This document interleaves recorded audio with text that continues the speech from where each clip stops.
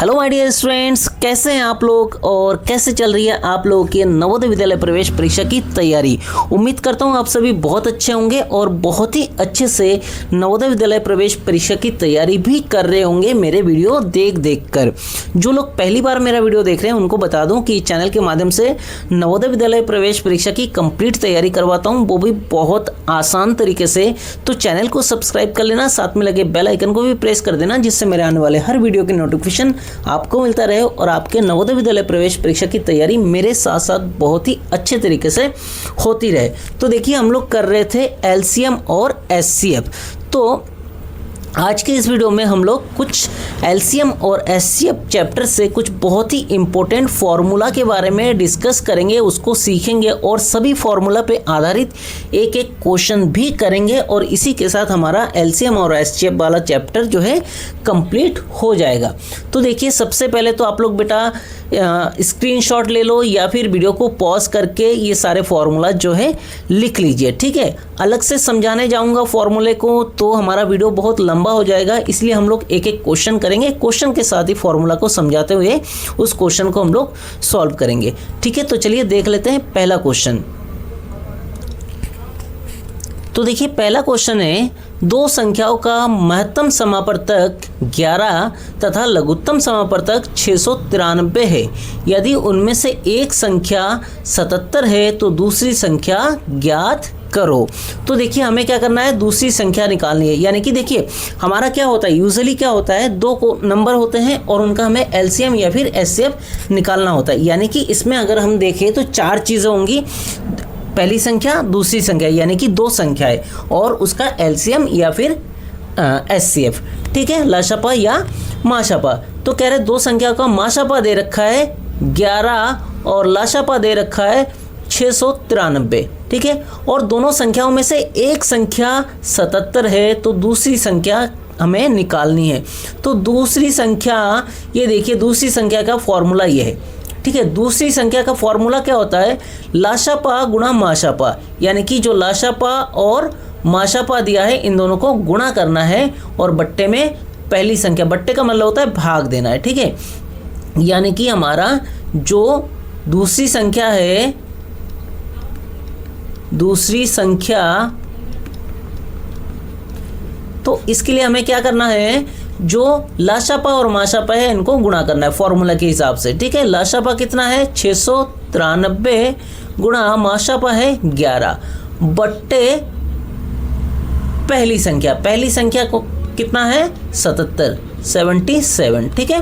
अब इसको हम काट देते हैं, 11 से कट जाएगा, 11 कम 11, 11 सत्ते 77, ठीक है। अब इस 7 से ये भी कट जाएगा, 7 एकम 7, 7 नीम 63, यहाँ पे 6 बच गया, फिर 63 हो गया, 7 नीम 63, यानी कि आया हमारा 99 गुणा 1 यानी कि 99। यानी कि जो दूसरी संख्या होगी, एक संख्या तो 77 है और दूसरी संख्या कितनी होगी 99।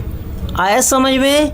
चलिए, एक चीज़ आप लोगों को नहीं आ सकता है, हो सकता है कुछ बच्चों को ये काटना नहीं समझ में आ रहा है। अगर काटना नहीं समझ में आएगा तो आप लोग सीधा सीधा क्या कर सकते हैं, इन दोनों को गुणा कर दीजिए, जो आंसर आएगा उसको फिर इससे भाग कर दीजिए। फिर से समझ लीजिए, अगर आपको काटना नहीं आएगा तो ऊपर के दोनों नंबर को गुणा करना है, उसके बाद जो उसका आंसर आएगा उसको नीचे वाले संख्या से भाग कर दीजिए तो आपका आंसर आ जाएगा, ठीक है। चलिए अब देखते हैं क्वेश्चन नंबर 2।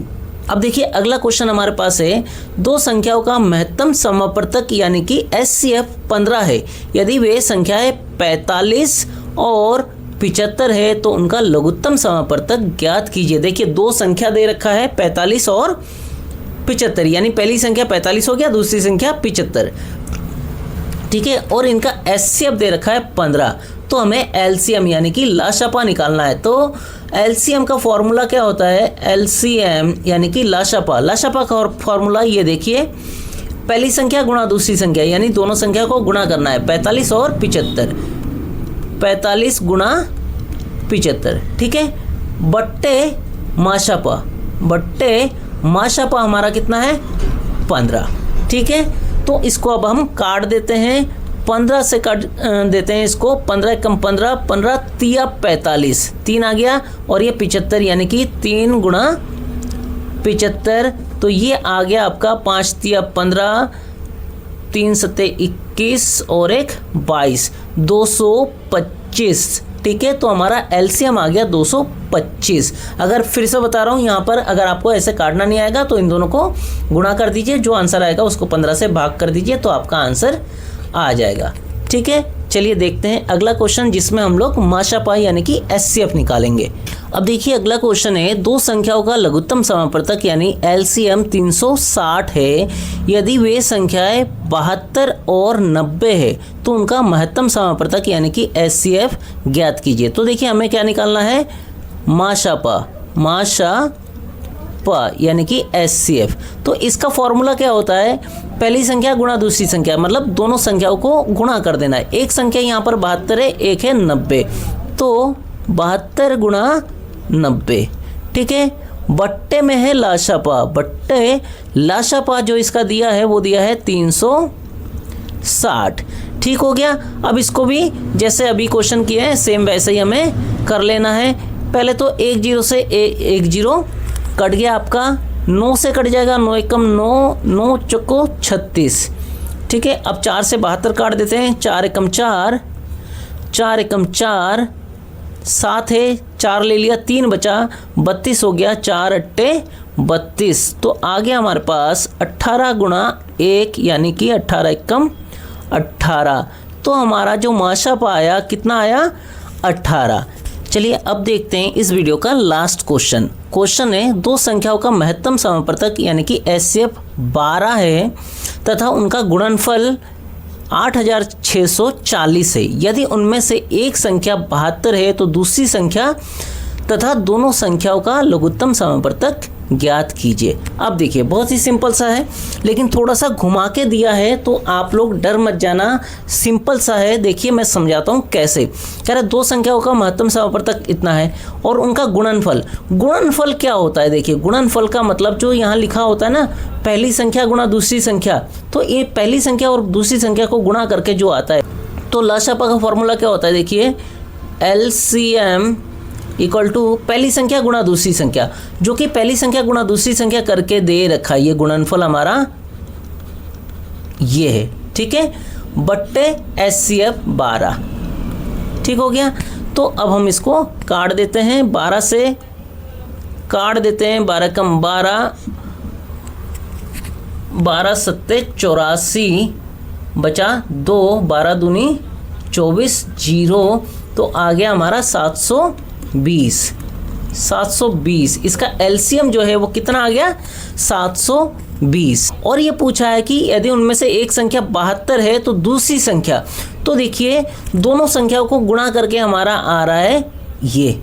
तो अगर एक संख्या 72 है तो दूसरी संख्या कैसे निकालेंगे, जो ये 8640 है इसको भाग कर देंगे 72 से। ठीक है, क्योंकि दोनों को 72 और एक जो भी संख्या उन दोनों को गुणा करने के बाद हमारा ये आ रहा है, तो अगर इसको हम गुणनफल को 72 से भाग कर देंगे तो हमारे पास जो दूसरा संख्या है वो आ जाएगा। ये आप खुद करेंगे। और इसी के साथ ही हमारा ये चैप्टर जो है एलसीएम और एचसीएफ का कंप्लीट हो जाता है। उम्मीद करता हूँ आप लोगों को बहुत अच्छे से समझ में आ गया होगा। नेक्स्ट वीडियो में हम लोग नया चैप्टर स्टार्ट करेंगे। तो अगर समझ में आया एलसीएम और एचसीएफ वाला चैप्टर तो वीडियो को लाइक कर देना। चैनल पर पहली बार आए तो चैनल को सब्सक्राइब कर लेना, साथ में लगे बेल आइकन को भी प्रेस कर देना, जिससे मेरे आने वाले हर वीडियो की नोटिफिकेशन आपको मिलता रहे और आपके नवोदय विद्यालय प्रवेश परीक्षा की तैयारी मेरे साथ साथ बहुत ही अच्छे तरीके से होती रहे।